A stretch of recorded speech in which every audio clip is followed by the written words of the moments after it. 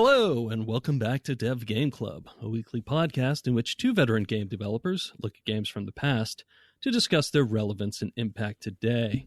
I'm Brett Duville, and I'm joined as always by my co-host, a man who will join me if he can just run across this wall through that tapestry and then jump over to the ledge with the microphone on it. Tim Longo. Hello. Hello. No, I'm not going to be doing any of that to get to my microphone, but if I were to fall, I could rewind time and I would be okay. But if I were to fall, I could rewind time and I would be okay. I am totally going to put in a rewound sound there and replay the if I fall, I'll rewind time. Nice. That's above and beyond editing. Nice.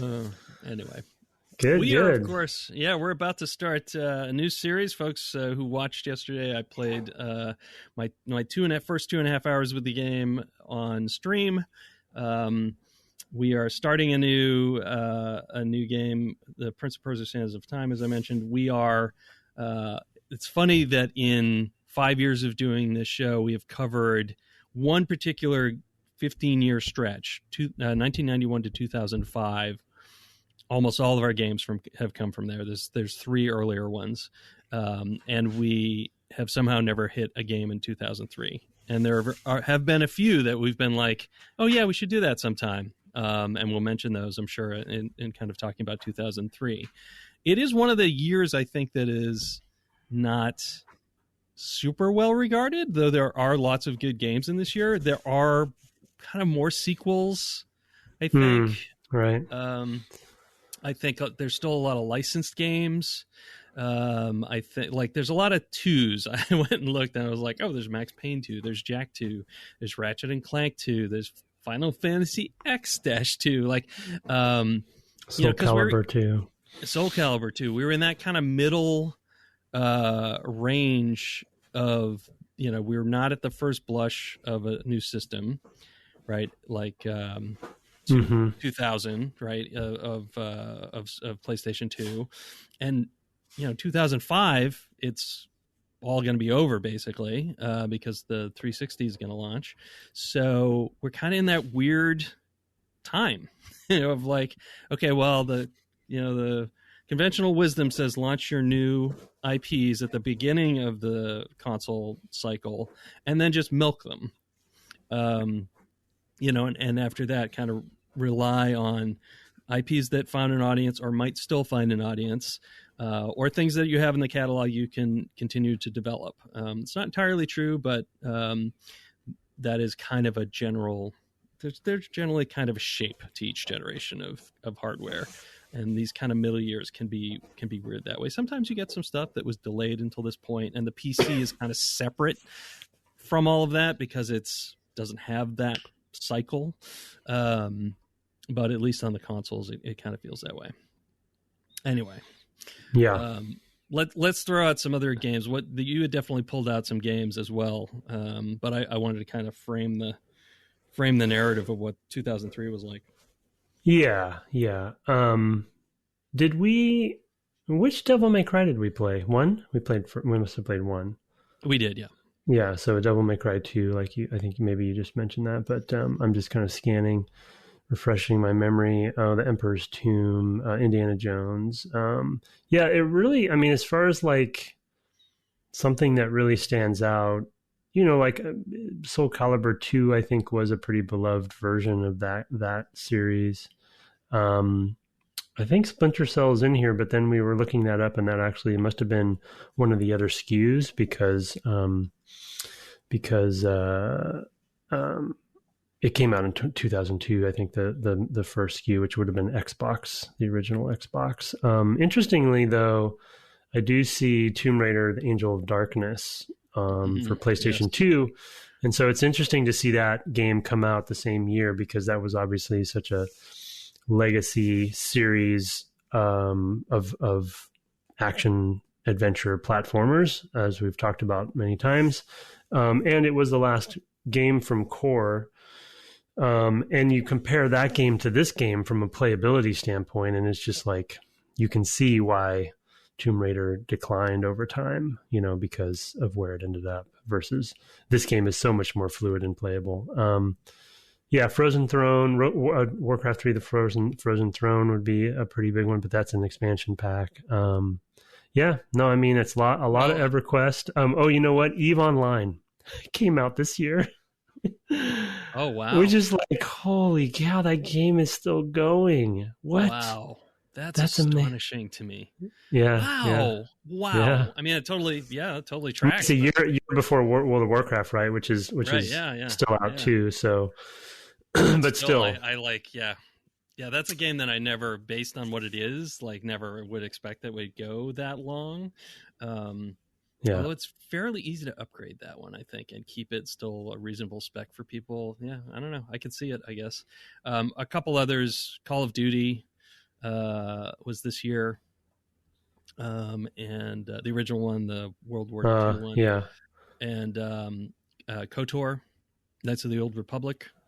And another sequel I loved from this year, that because I played it a ton with my kids, was Mario Kart Double Dash.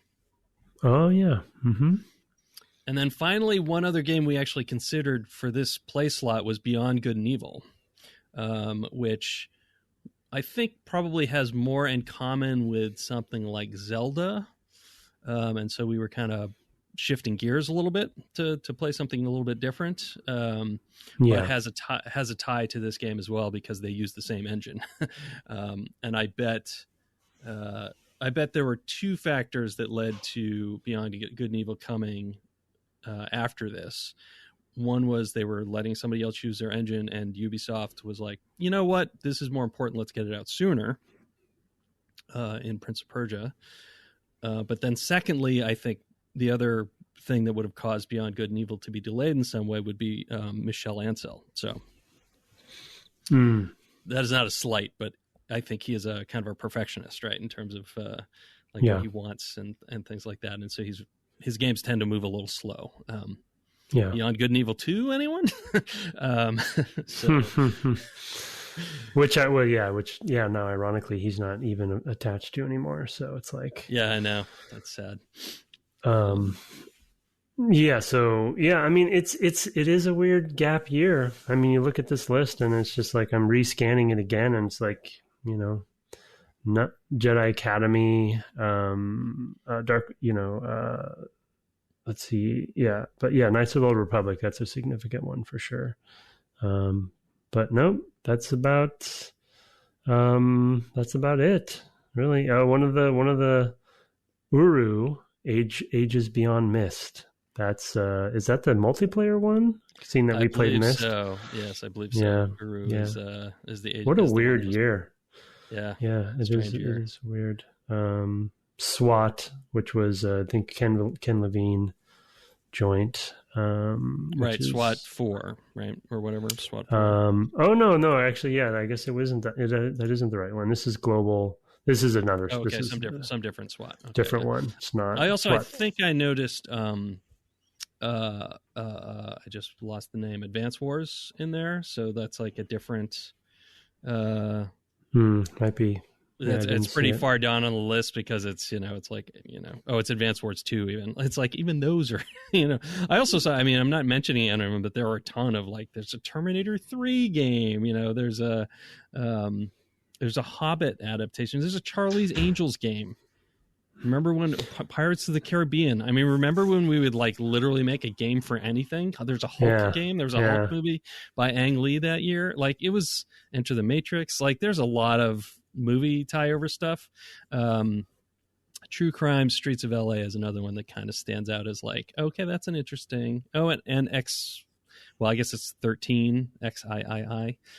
Interesting non-realistic rendered first-person shooter as well. But yeah, weird year, weird gap year in terms of new stuff. It's a handful of new things and a lot of sequels and adaptations from other media. So this, of course, is technically a sequel, but a complete reboot of the series, which had had 2D installments on the Apple II, and then it was ported to a bunch of things, and on home computers, and then had a very ill-fated 3D interpretation in 1999 by Red Orb, which was a Broderbund studio at the time. Broderbund had been the original publisher of the of Mechner, Jordan Mechner's IP, Prince of Persia, and we were speculating pre-show about like what that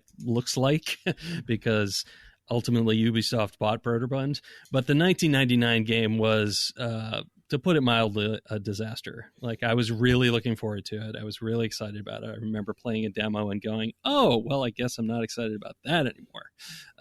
It was unfortunately kind of a shambles. It did not control well. And it felt like, it felt like trying to make a console game on a computer and not having any idea how to do that. And I say that knowing full well that, at the beginning of my career, I was pretty much the same way. So yeah, I would have had a hard time doing that. So it's also not, it sounds like a worse criticism than I really mean it to be. I think it's just how it feels, and it's unfortunate. I can remember very much playing that and being like, oh, this is just not well done. It's just not great. So yeah, the translation was weird, and I feel like it was coming off of. Yeah, we don't have to. I guess it's Tomb Raider is in and around there, right? So it's sort of like they're trying to emulate some of Tomb Raider, but then it didn't translate over. And it feels heavy. Like it was a game that felt heavy in a way that we'll get to in the when we get into the game discussion. That this game does not. Right, the Prince is fluid and constantly moving and really, beautifully animated in the 2D games, and in that first 3D game it's like, oh wow, he's none of those things. Right. He moves like a tank. He's very blocky, which is just a technology limitation of the time, although not as limited quite maybe as that game was. Somebody who had made, I think if they had gotten the Tomb Raider team maybe to work on that, they might have had better results. I think it was like, they should have started with something not so precious to them, I think. You know what I mean? Yeah. To learn the ropes, start with some new IP that you're like, you know what? We're not going to make a ton of money on this. We're going to learn from this one. And then we're going to take what we learn and apply it to our, one of our stable horses, one of our great franchises. That's so interesting looking back, but it meant, I bring all that up because it really left Jordan Mechner feeling pretty burned, because he had been brought in to do design, and clearly the product did not reflect his, sort of values of what the Prince was like and what the games were meant to be. And so it was hard to get him back, though they did get him back to design this game, and this game was a success in so many other ways, and so many ways that the other one failed. Anyway, yeah, you want to talk a little bit about Ubisoft? And doing all that stuff. Yeah, and I think that we definitely wanted to talk about Ubisoft specifically because this is really, I think we figured out this is really the first game we've played by them, and it's a bit of a weird company as far as like how it grew and where it started. Of course, it's still privately. I don't know if it's private, but it's still owned by essentially the family, the Guillemot family, and it was founded by 5 brothers, I believe. Yeah, 5 brothers, and continues to be sort of a fairly different company today, kind of charting its own course for the most part. And we obviously, listeners know all of their big franchises at this point, but the reason that I think we should talk about Ubisoft for the purposes of this series and for Prince of Persia is that this game in particular was one of their really first bigger breakout hits, where they kind of started to be taken more seriously as a real legitimate publisher in the space. And this and Splinter Cell, the first Splinter Cell, and then eventually, not long after, I think we saw, so 2 2000, I think, is when they actually maybe bought Red Storm, is where I think we saw. And then so Rainbow Six obviously came out. The first Rainbow Six came out before that, but so, you know, they started to go into their two kind of major directions. One is their Tom Clancy stuff, which became sort of their, you know, and then eventually, weirdly, as people may or may not know, they ended up buying the Tom Clancy IP, basically, after he passed away. And now, even though that's originally a book series and films, of course, it's now owned by UbiSoft. So they locked that down, but that was much later. You know, they like you said, they bought Broderbund. The Learning Company is in there someplace. Strategic Simulations. Yeah, and then they obviously continued to do some Prince of Persia games off and on based on this one. But this was really them, I think, stepping out and trying to do a high quality thing. Like you said, they had Michel Ancel's sub studios inside, and that's Beyond Good and Evil and Rayman are kind of the two notable ones to talk about there. And then this game essentially leads to Assassin's Creed, which is now probably arguably their biggest series. And in fact, Patrice Desilets is the director on this game, and he obviously goes on to be the director on the first Assassin's Creed and Assassin's Creed 2. And so so there's going to be a lot of DNA in here. That's the beginning of Ubisoft's sort of rise, I would say, you know. And I think their origins, let's see, go back to the 80s, 86. And then I think, and then after Splinter Cell, which was 2002, so that was sort of their first one.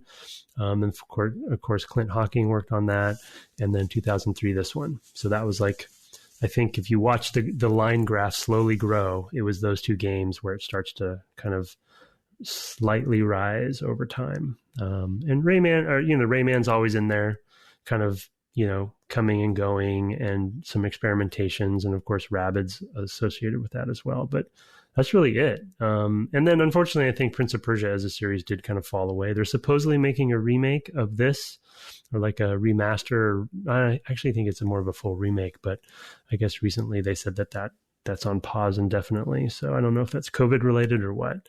Yeah, I had heard that, but I had not heard about the pause. So I was going to pipe in with that. I'm glad you had that information, because I didn't know that. I was like, oh, cool. You know, good timing. I think somebody might have asked about it on the stream yesterday, and I was like, oh, I didn't know. That's cool. That's great. I didn't pick it. We didn't pick it because of that. But I also want to point out that this led to sort of a main trilogy on the PS2 with The Warrior Within, and the third one's name that I cannot remember off the top of my head. To the Two Thrones. The Two Thrones. I knew it was two something, and I was like, yeah. And then most notably in 2008, a sort of another sort of reboot, or maybe a start, what felt like the start of a new trilogy, maybe, with simply titled Prince of Persia, which was, I thought, a great game. I thought, some of the things that start here were really amazingly refined there, and I also thought it was an extremely approachable game for a lot of reasons. The non-realistic rendering, I think, helped, but also in terms of play, which adopt a sort of different approach than this game does, but similar. In fact, it's just more forgiving, honestly, than this game is in a lot of ways. So just interesting choices to make. Because then it just sort of disappeared. I mean, I'm sure they've been making things that are kind of ancillary and kind of keeping the IP alive and things like that you have to do for reasons like trademark and stuff. Because that's a long time to go between sort of main titles, but it has not seen a real big sort of console game in that time. So, yeah, and we don't know this to be the case, but as you know, I think we've kind of talked about, ironically, with Baldur's Gate specifically, and BioWare moving to Dragon Age as their fantasy IP and creating that themselves. Brett was kind of doing a little bit of research on sort of the IP holding for this, and it's likely that Jordan still owns this, so therefore it doesn't make the most. I'm speculating, but it doesn't make the most sense for Ubisoft to continue to focus on it as a sort of one of their dominant pillar franchises. And you can also see that that's probably where Assassin's Creed's origins come from, right? They want to create something like Prince of Persia, but that they own. And that's what Assassin's kind of, because, if you look at Assassin's Creed 1, from my perspective, not being a huge fan, but you look at that and you're like, yeah, that's a Prince of Persia, open world game. Fair. That's a fair point. and of course, concerned with a lot of the same things, environmental exploration. I mean, there's the sort of straight up assassination and a lot of the sort of mission types that it does that are very different from from these games. Yeah. But some of the concerns overlap pretty strongly, and the character design I think does quite a lot as well. So, especially being set where it's set, right? And having a hero who is, a Hashashin or whatever, the original assassins, so-called. So. Yeah, I mean, it's not, obviously it has its own DNA for sure, and some pretty interesting things that it does with its own identity, but you can kind of see the progression there of them wanting to push. And I just want to, I think that it's just good to mention Ubisoft, because as far as the big publishers go, they definitely are not always on point with decisions they make, and especially the way they run their company, but all the time, but they definitely think outside the box compared to a lot of others. They've had a lot of Nintendo partnerships, which is very rare, right? They tend to really be inspired by Nintendo. Immortals Phoenix Rising just came out, which is supposedly not too bad, and that's very Breath of the Wild influence. But then they did that Rabbids crossover with Mario, that sort of XCOM game. And so, and they're often on the Wii and I think pretty much every Nintendo platform, they're often working with Nintendo directly for launch games for those, and trying to do something very special, so I don't know. I don't know if they're really in my top favorite as far as publishers go, but I do definitely applaud them for kind of marching to their own beat, compared to a lot of the others that follow trends. Now, of course, they've gotten into a rut now, but well, we haven't mentioned either. There are other sort of side franchises. There's definitely a model, right? But we didn't mention Far Cry as a series. Oh, of course. Totally forgot about that one. Yeah, that's a good one. Watch Dogs, that just had a new game last year, I guess. In the fall. Yep. Watch Dogs is another series, but Legion, which is Clint Hocking worked on. He went back to Ubisoft to Ubisoft, and working in the bosom that had birthed him. I guess that's not where babies are born, Brett. Where is he going with this? Uh-oh. I don't want to revisit it now. You ever wish you could rewind time?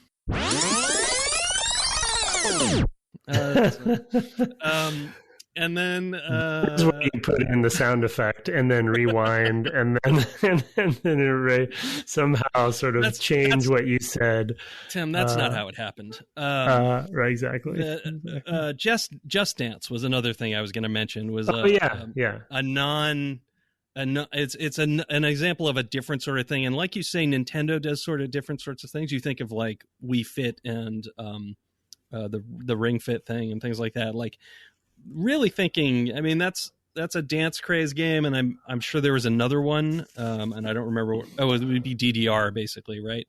But it is definitely going outside their comfort zone, I would think, to make something like that, and it's been extremely successful for them, and they see an opportunity like that, and they've jumped on them and expanded what they can do. So I think that they are, for whatever other issues that they have had, and certainly they were much in discussion last summer, I guess, especially, they have historically done a lot of interesting things as a publisher of their size in particular, which I think is worth pointing out, like you said. So, and I wanted to make sure we touched on some of those other franchises, and some of those big ones that we think of, there's a lot of currency of like, there's a sort of similar development tactic for putting in a lot of content into the games. You see that with the Assassin's Creed series going back for years. I mean, they're just overloaded with stuff, but in a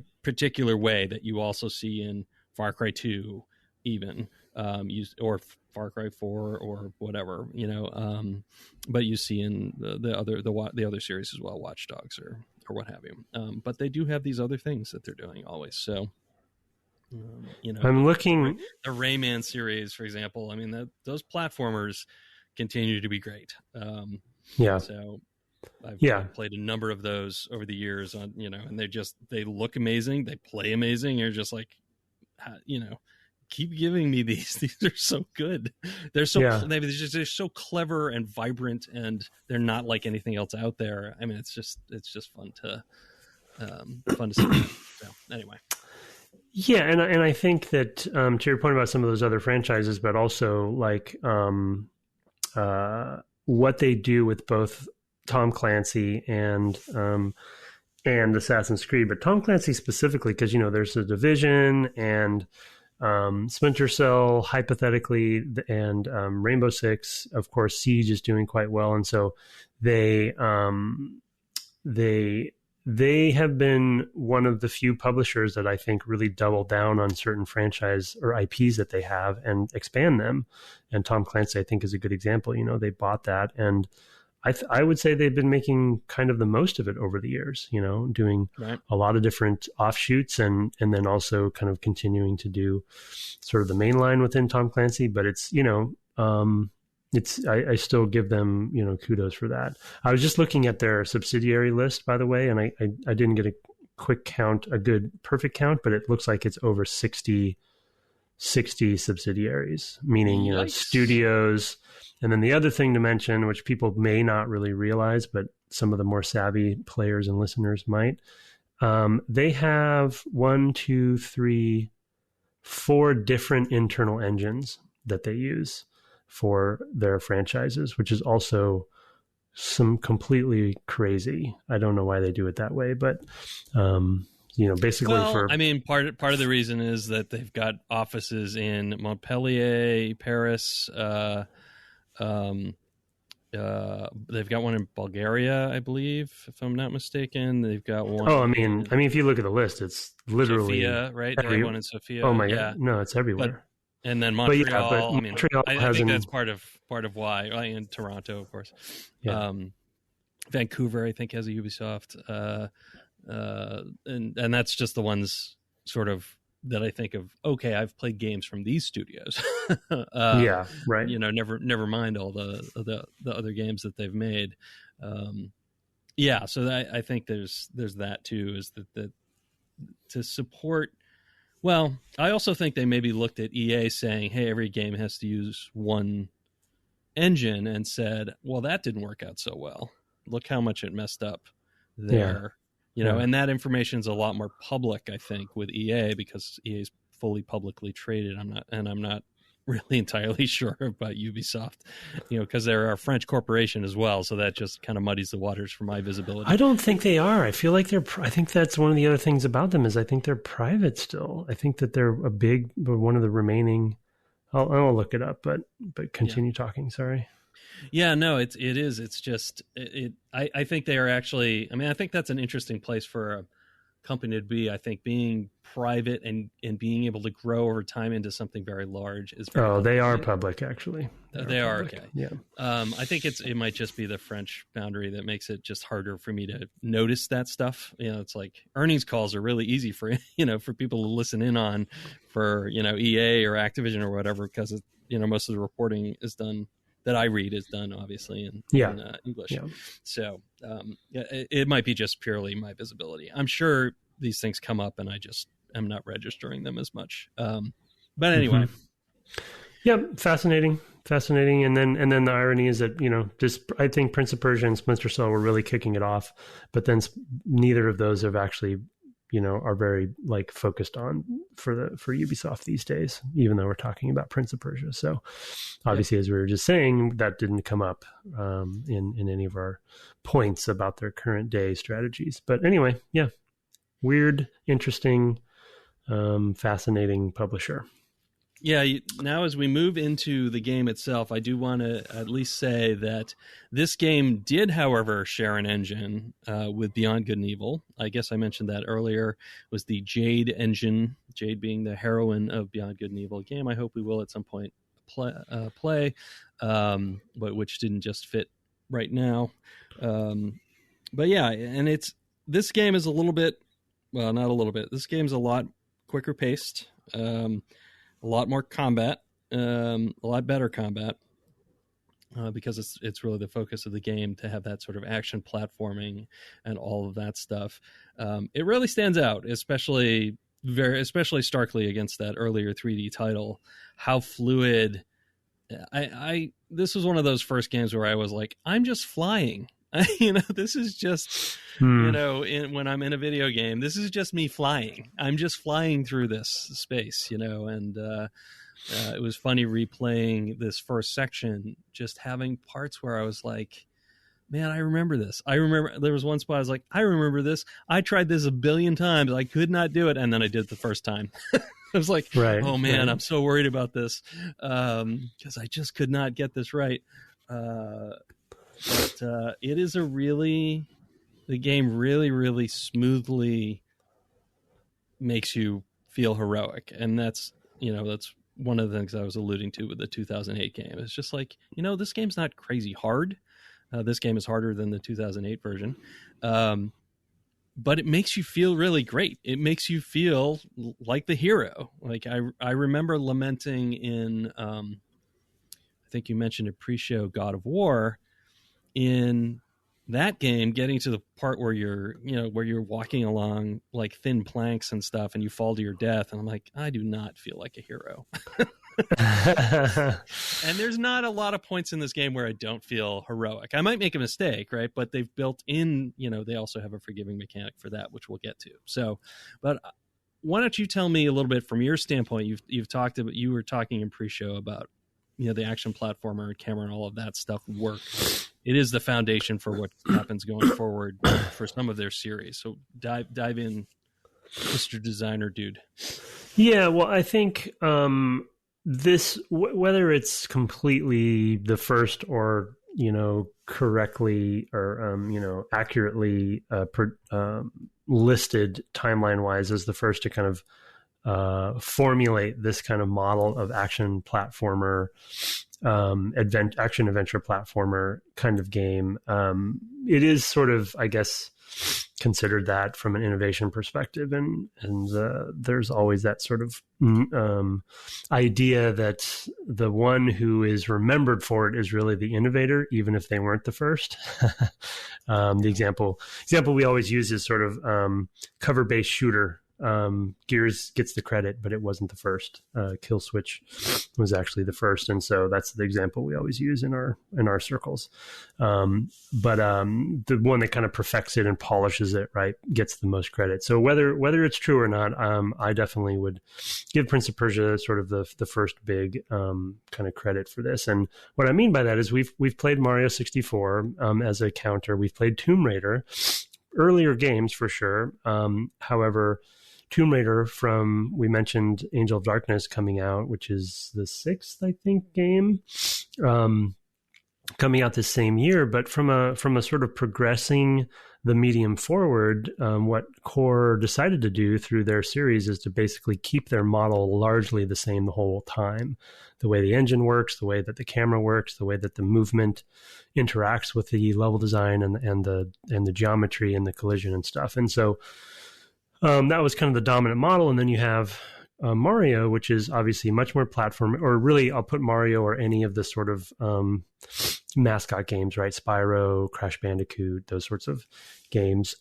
And there's a model there as well for 3D versions. And the level design had similarities to kind of, and obviously everyone was kind of copying Mario 64, but there really wasn't the next generation from the Tomb Raider style games yet. And this is really the fork in the road, in my opinion, because what they ended up doing is they really melded the camera and the level design and the movement and traversal design all together very well. And what I mean by that is there is a linear path here in the game. It is three-dimensional, but largely there. I don't think I've found any place where it's not linear. And so they can actually control. And we dabbled with this a little bit with God of War, which was what, 2003 or five? Five. Yeah. So this is the first 2003 game, Tim. Right, of course. Already established earlier in this very episode. Do you ever wish you could rewind time?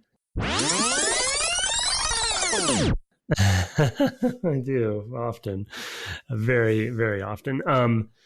But and listen, go back and if you want to listen to our God of War series, and they kind of try to dabble with some action platforming in that game, and as Brett mentioned earlier, kind of come in a cumbersome manner.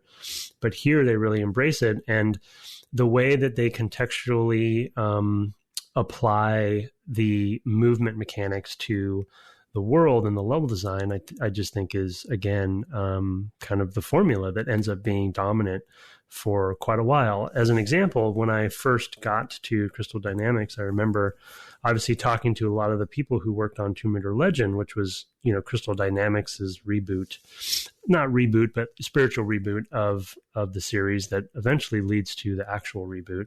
But I remember talking to a lot of them there, and they did use this game as kind of like one of the dominant inspirations and models, because it was, had come out before, and they kind of just nailed it's not perfect. There are definitely some camera snafus here and there in the section we played, but for the most part, they figured out a way to make it feel like you kind of wanted the old Tomb Raider games to feel, because those are very cumbersome games. We talked about tank controls when we played the Tomb Raider series, a series of podcasts when we played Tomb Raider 1.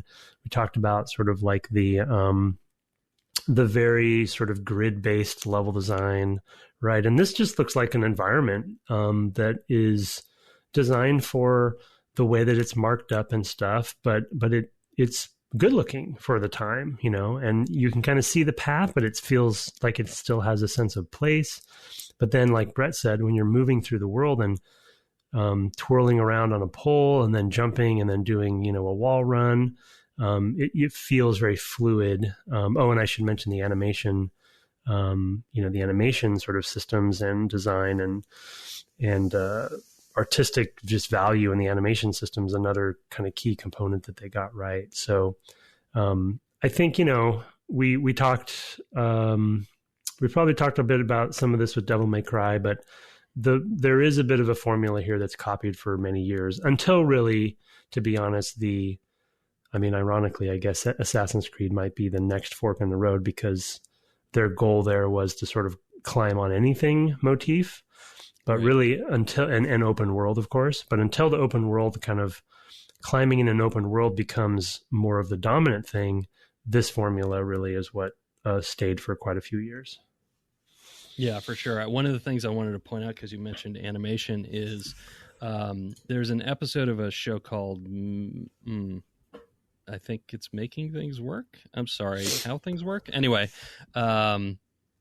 look up the episode of, or look up the Wikipedia entry for this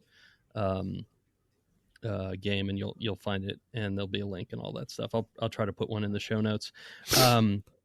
They used a process they called motion capture. It didn't resemble what we think of as motion capture today with sensors and like a million cameras and things like that. It was more single camera and sort of a 3D rotoscoping, I guess, I think was what they were doing, which is also very akin to the original games, which were rotoscoped, right. Which was kind of the big deal and why he looked so amazingly fluid in those, even on the Apple II, which was kind of astonishing at the time. Yeah. So part of the animation history there is using actual real film of people actually moving this way and directly using that as data into the animation that they actually used to create. And I think they did all of that in-house. We spent some time on the stream yesterday trying to figure out who did this work. Like, who was it, like House of Moves or something like that? But I think games like this helped establish that as a way to make it wasn't games. A thing. Yeah. It was just coming to be a thing. So it's really kind of in that, right? I mean, I think, but I don't think House of Moves, like maybe for film, but I don't think House of Moves was even right. House of Moves was, well, we used it for Obi-Wan, so it was going. I believe it was used for Obi-Wan and LucasArts. Yeah. Okay. So, but it was rare, and it was unusual, and it was partly that teams, wanting to stay current with technology because of the ILM connection, all those things, like to try to do those things. It was our approach basically to try to do those things at LucasArts. I would kind of describe that as like the part of the impetus, but and some of the early goals of that project. Anyway, that's not important. What is important is that they got this really natural movement out of their animation that was partly driven directly from humans performing the tasks. The other important part that I didn't specifically mention, but I want to reiterate, the other innovation here, I would say, in the animation systems is the blending between them. And because you're, like Brett said, he gave the description of sort of feeling like you're flying. And if you're running on all cylinders and fluidly moving from point to point, or markup to markup is what we would call it, wall running to pole to swinging on the pole to jumping off the pole, and then doing all that stuff very fluidly, it looks like it's all one move, one intended movement, right? But at any of those moments, you can get hit or drop out of it or something like that. And so it's it's actually, obviously there's metrics at play here too with the level design. So again, that's my point about like very tightly connected level design, camera design, and movement design with the animation systems. But it all blends and flows together from piece to piece very well. And that's something that the Tomb Raider didn't have. And I would even say that's something that Mario doesn't have. It's not intended to, though. In Mario's case, you're largely jumping. You're not crawling on, you're not like shimmying along ledges or anything very often. I don't remember anything like that. But it's a bouncy game, right? You're just kind of bouncing off of everything and you're doing flips and stuff, but there's no need. But in Tomb Raider's case, I think there was a need, and I think it started to feel like something wasn't right by that time. And this game comes in and basically kind of steals the crown of that kind of game, because they really nail, going back and playing, if anyone's playing this game with us, going back and playing it, probably, not that impressive, whatever. I played this game 1,000 times. But at the time, there weren't many games like this that were doing this that fluidly. So it definitely, like I said already, a fork in the road. Yeah, for sure. I think it's like, this is a game where you can see, they really figured out what their gameplay jungle gym looked like early. Yeah. And then, to establish those metrics. So go back to, I guess, the mailbag part of last week's episode where we talked about where level design and core mechanics kind of start to meet. And I think they established those really well and built from that just perfectly. They just said, we're going to need this much stuff. And I think a lot of that was probably informed, and I'll use this to transition as well, from the 2D games. But they sort of had that, established those metrics really well, and then could just sort of replicate, well, these are the things he can do, so let's make sure, this is the spacing. I'm sure they built their editor to help them with this. Everything's always spaced right, et cetera, et cetera. And then they could use those same points of transition, as you called markups, as points to think about transitioning the camera, which I think is the failing of the Tomb Raider games, is that they don't, until really the reboot, until Legend, but yeah. I think you guys really brought it to a whole new level, I would say, with the reboot, where you brought in like a specific camera director who like some of the stuff that you did. who ironically had worked on these games. Yeah, Remy Lacoste. Remy Lacoste is his name. He's one of the best. He actually, I think, just started working at the Initiative, which is Daryl Gallagher's new studio. They're working on Perfect Dark reboot. Yeah. Oh, wild. Oh, okay, cool. Well, which was announced. I was gonna say that makes that more interesting to me already. Not a series I've ever really played, but now I'm like, what if Perfect Dark? Yeah. I hadn't thought about that. Okay. But I mean, the concept of a camera designer wasn't even a thing then either, right? So it's like, because like you said with Tomb Raider, and we kind of always mention the tank controls, they just leave it up largely to the player to deal with, and and that's kind of a big part of this transition of different way to think about making these sorts of games. What if you were to actually be very thoughtful about how the camera interrelated with the level design and where the player is going to be. So it's not perfect, but it's in this game, but it's quite a bit better.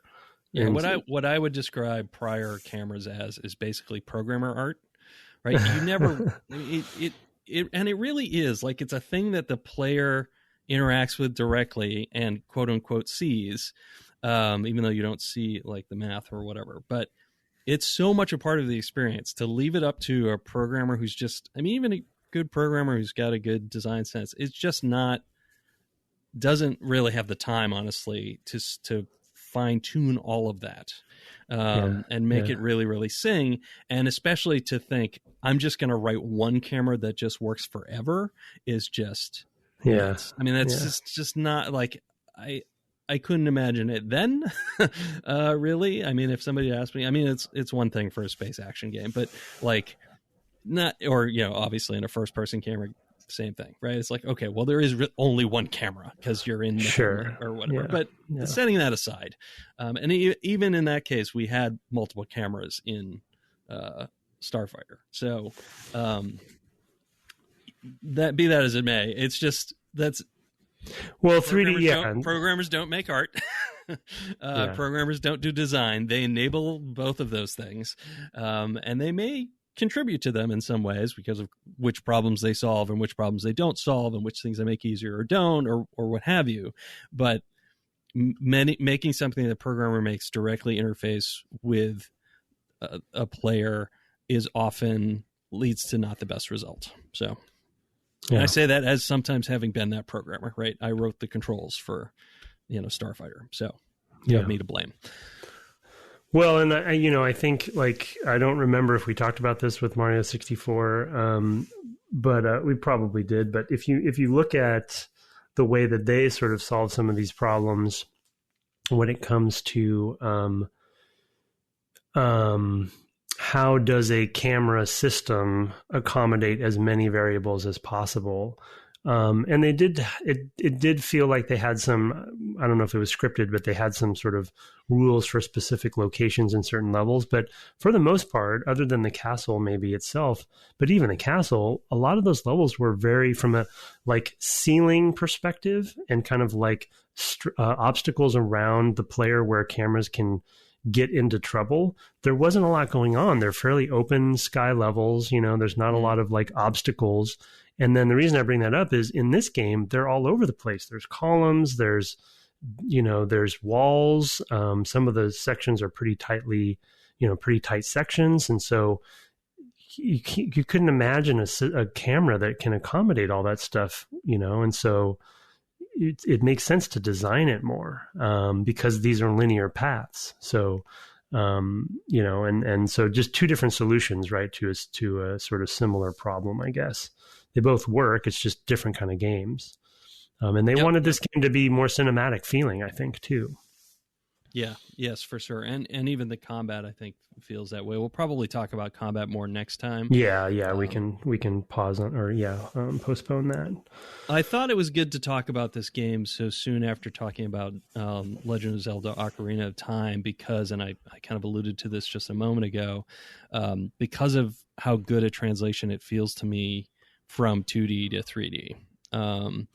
Like there's a lot I mean, there isn't wall running and things like that. It wouldn't have made a lot of sense in 2D. I don't think. It just I don't think it necessarily matches. But there's a lot about that I think really really works, and I think it comes from all the things we've talked about so far: the camera, the animation and fluidity of that, etc. I think it really feels, of course, the setting. If you squint at the 2D version, you go, oh, right, I could see like the Alhambras and things that this would come from. And, if you built a 3D version, because it's sort of all that, sadly, kind of Orientalist approach. It was maybe something we need to touch on at some point a little bit. Because there's definitely some issues with that. We maybe won't touch on it immediately, but I just want to put a pin in that. Like, we should make sure we don't forget that topic. I'll make a note. It's and I feel like unfortunately that's actually sort of a subtopic for Ubisoft in general. They tend to not do a good job with cultural translations or what have you. But anyway, I think that's a French thing too. Generally, right? I think there's something about French culture that likes to do that, which there's. I don't even like. That's such a. There's worms everywhere. Who opened this can? Do you ever wish you could rewind time? Yeah.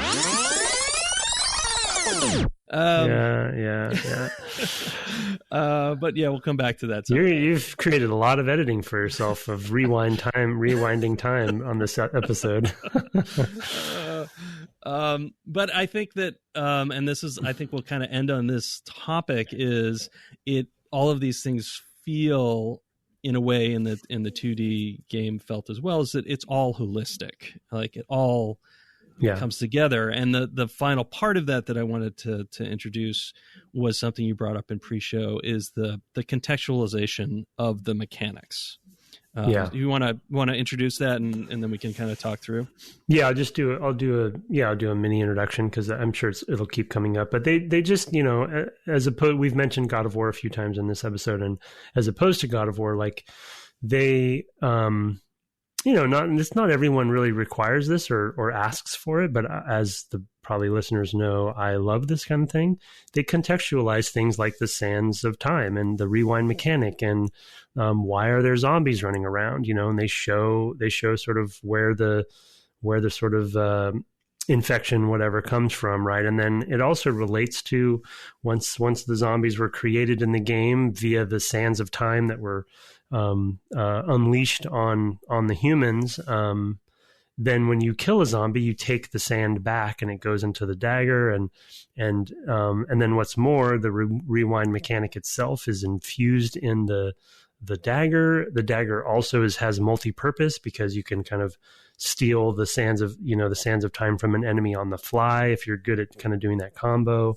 And then kind of as a time in general, as we sort of talked about with our Ocarina of Time, which I guess is why you're bringing it up, time in general is a theme that it comes back to. So not only do you rewind time with the dagger, but when you save the game, he comments on saving the game and that he's telling this story. And then when something goes wrong, when you die, he says, oh yeah, it didn't happen that way. It's actually almost become like a meme, and at least for developers, of like, we kind of say that every now and then of like, oh yeah, that's not how that happened. And so there's sort of like, even the save game itself, when you save, it shows sort of the future, and he has voice lines that comments on, like, you save a game and it shows you what you're about to do, like in a quick cut version in like a sepia tone. And he says, yes, so when I use the dagger, it shows me my destiny or whatever, and it's actually a usability thing where you see some of the moments you're going to have come about shortly. So time is just this big theme that is wrapped around everything, as well as the dagger and the sands itself. And so I'm less as a player, I'm stretching less on why there are zombies running around in a way, because I saw it happen and it's been contextualized for me. But the narration alone I love in this game, because it feels kind of in line with what is it, the what's the Arabian story. 1001 Nights. 1001 Nights, right? It feels like, again, they're trying to riff off of that whole motif of like, he's telling a story, you're playing as him during the story, and he narrates it and talks about it. So it's very holistic. Spoiler wise, I was going to say that holism actually also goes into the narrative as well, and those narrative elements I think help bridge and make this more approachable, which I think is really important. I think that's actually one of the ways holism can be most approachable, or most useful rather, is to make games more approachable, because you don't have the additional cognitive load. Like, why is this way? Right. I don't love lore to explain things like that, but in this game where it just kind of like all just sort of flows together, I kind of love it. Like, I don't need to know anything about who Azad is and like who the prince actually is, and like, we'll be talking about his sidekick and like, all of these people, and I think that that's actually partly why there's some stereotyping, because it just makes it less of a like, you just don't have to think about it. It's like, I've seen these characters. I saw Aladdin or whatever. You've seen these stories a million times. Even the idea of this being 1001 Nights sort of flavor, it's actually sort of really motivated. When you come to the end, you'll understand, spoilers, that it's sort of a Scheherazade story. The reason why he's telling the story is sort of motivated in the same way that Scheherazade was motivated to tell the 1001 Nights. I mean, you can tell Jordan Mechner was totally like, he knows his stuff. He's read these things, deeply. Anyway, I mean, I think it's all really, really lovely. I mean, I think you can tell how much I love this game now, and I loved it then. One little tidbit I forgot to mention during your point about the sort of translation from 2D to 3D, for anyone who's playing to look out for.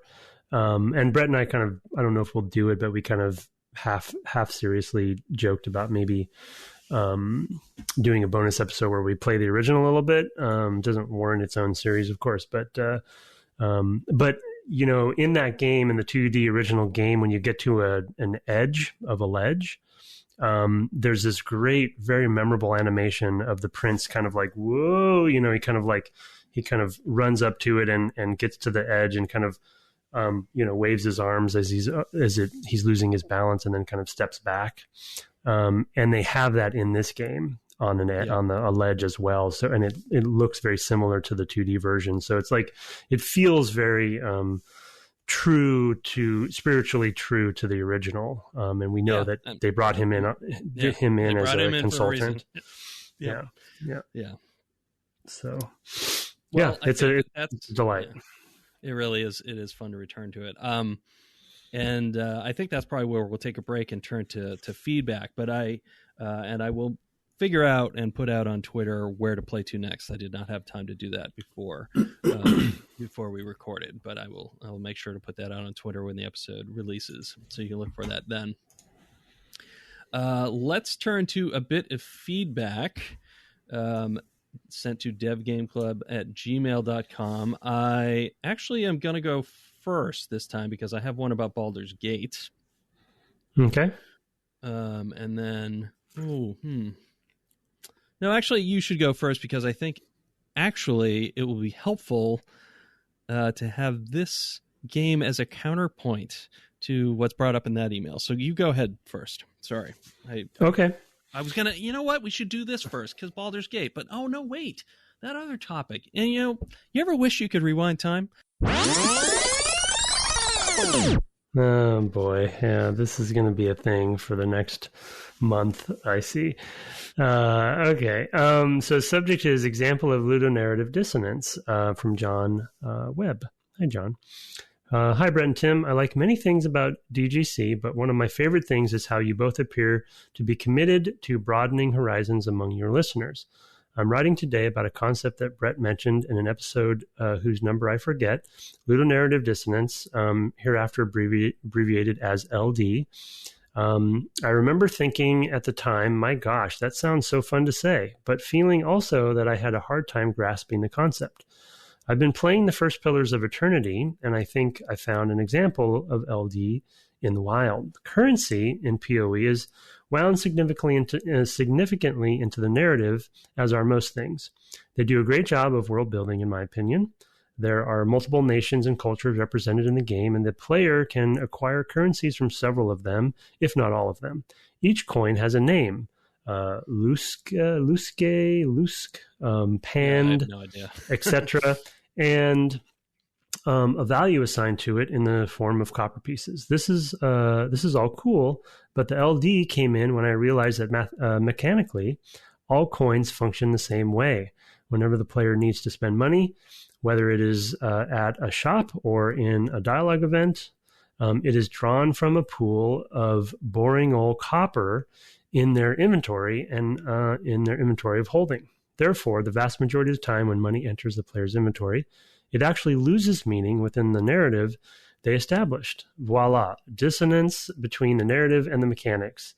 I suspect that maybe they had more planned here, but had to ship the game, and so used a general pool to represent the player's wallet. An example of a different game that wove player currency into the narrative and mechanics effectively, in my opinion, was Secret of Evermore from the SNES.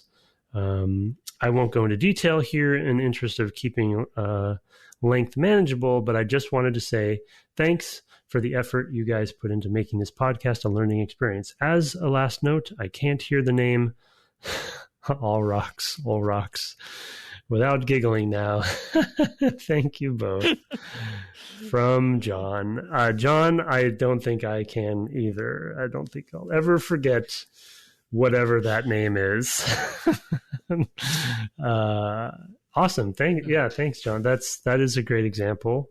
And I think your theory is probably good too. It is, and it's applicable to Baldur's Gate, of course, because Pillars of Eternity is really the modern version, and that team, at least that studio, and kind of a lot of those people that founded that studio worked on Icewind Dale and Planescape and stuff, and so it's awesome. I mean, that particular concept is probably in some fashion in most games, and so if it's something that people can look out for more because you're listening, I think that's a great thing. Yeah, that's I tried to look up what episode it might have been. It was like maybe 108, maybe 127, and then there was like a half dozen others where we've mentioned it.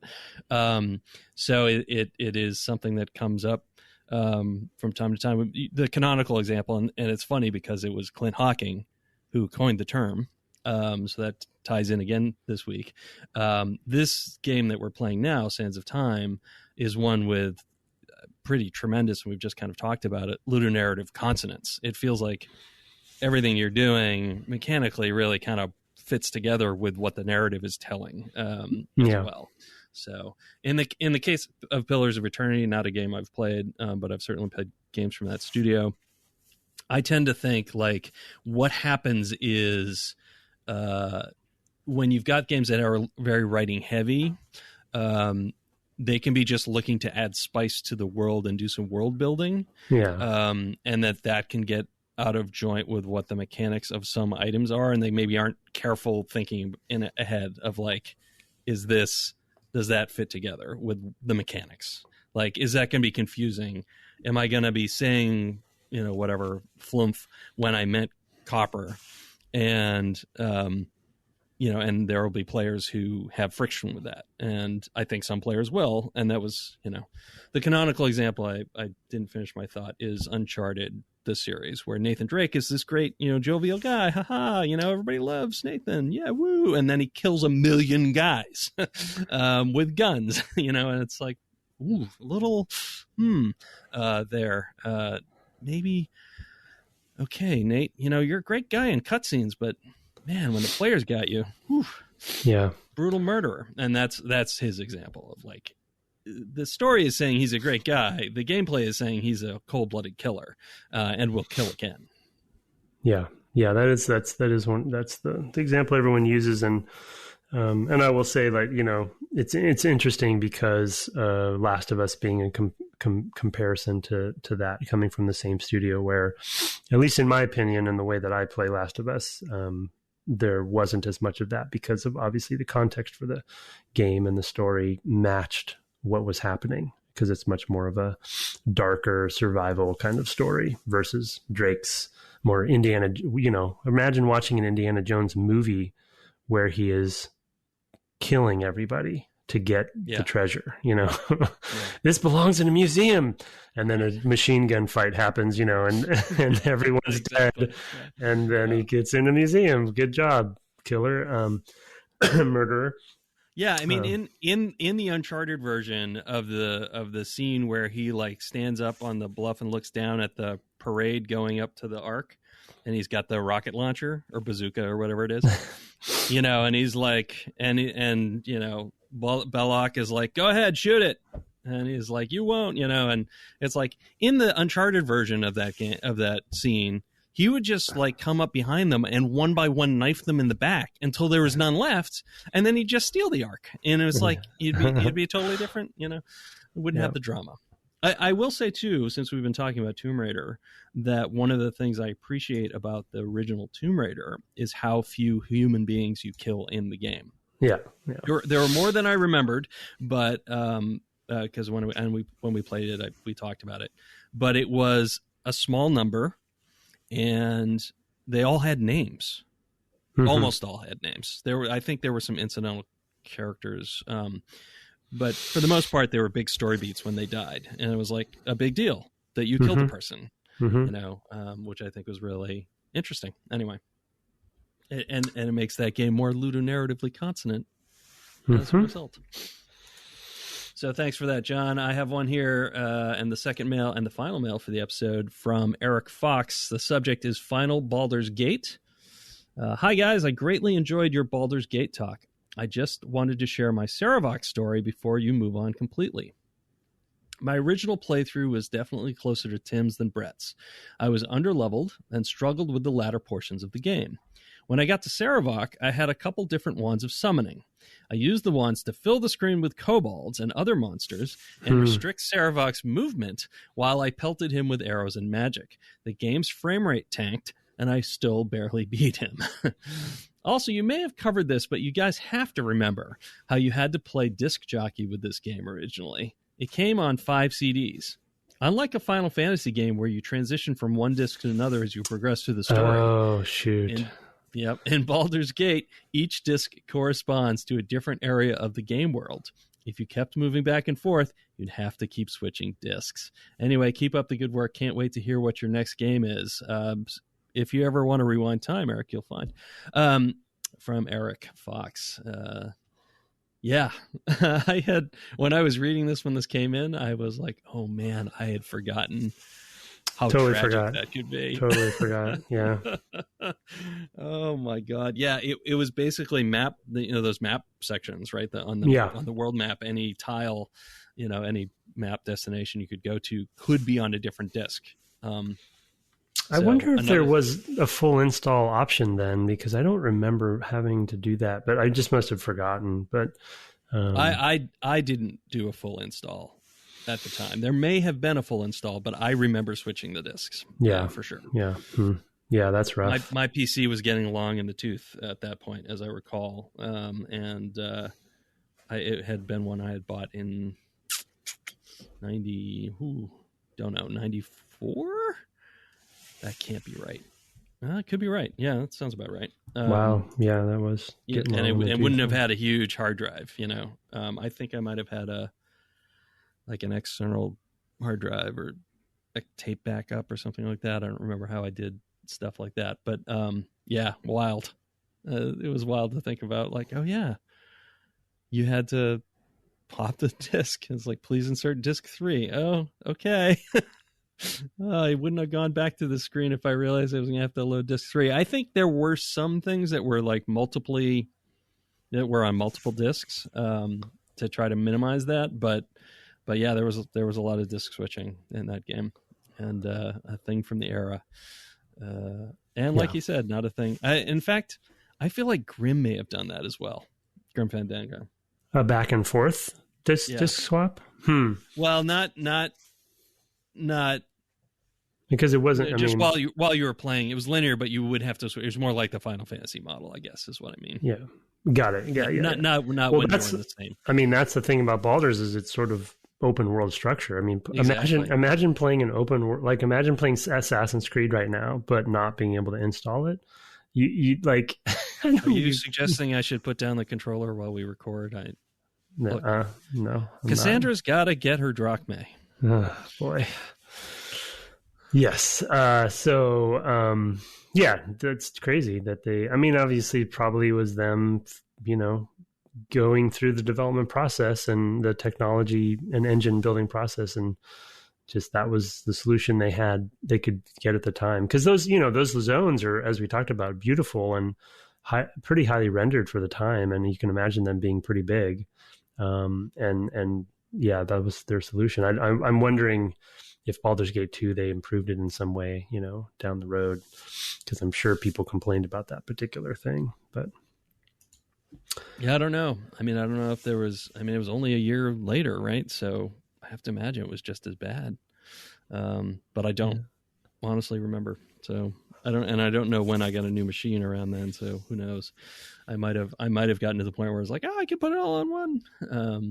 But anyway, thanks for the observation, Eric. I had entirely forgotten about that was a thing, and it was something I experienced at the time. So thank you for those at devgameclub@gmail.com. That's our show. You can find us on the web at devgameclub.com or on Twitter at devgameclub, where you can also find my co-host at Tim Longo Jr. with a JR at the end. You can also find him streaming on Twitch at the same location.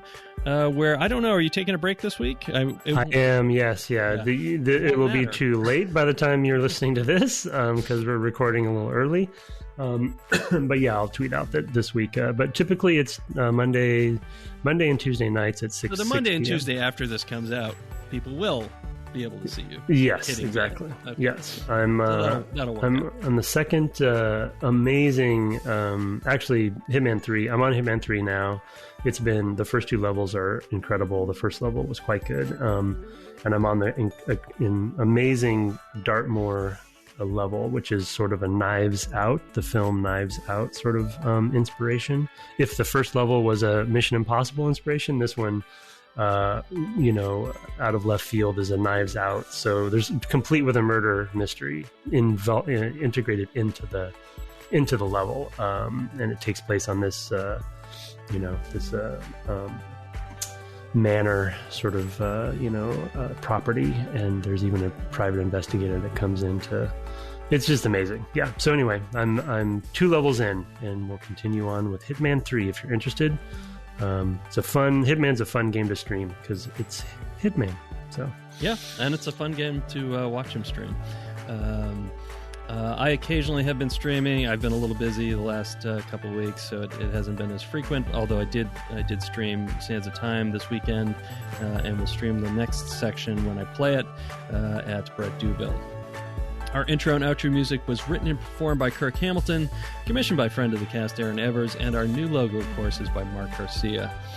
After our 1-year anniversary of this being declared a pandemic, I want to say have fun climbing up your walls this week, and good night. Good night.